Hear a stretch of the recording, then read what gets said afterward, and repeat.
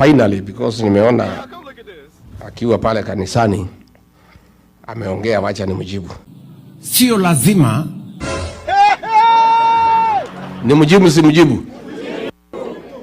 Now listen, William Ruto, I have seen when you were in Machakos, you have said that the opposition have no policy, have no sera, and you need to know how they will improve on your policies and your programs.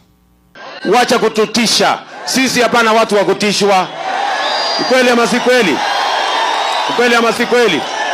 Tunaelewana? Sasa wewe unajuaje? sikiza ground. Kama hujafanya kitu chochote, wachana na raia. Ama namna gani? Wacheni ushenzi. The next by the time I get to 90, Kenya should be a first world country.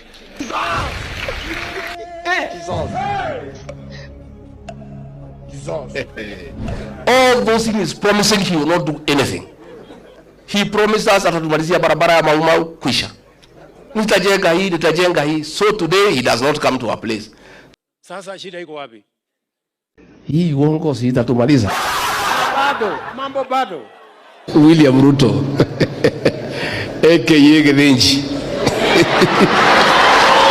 Si mimi najituma. Kama mimi najituma na wewe utaki kujituma. Mr. President, your legacy is abduction. How can we improve on abduction? Mambo ni matatu. Uhame Kenya, uende jela, ama usafiri uende mbinguni. Uonea 18 wewe mzee. Wewe. Si mlikuwa mnanitafuta? wewe Ruto, wewe hapana chukua pesa kwa wananchi. Hiyo maneno yote umesema, siku ukikuwa rais ufanye hivyo vile unataka. Wacha mimi nifanye vile najua.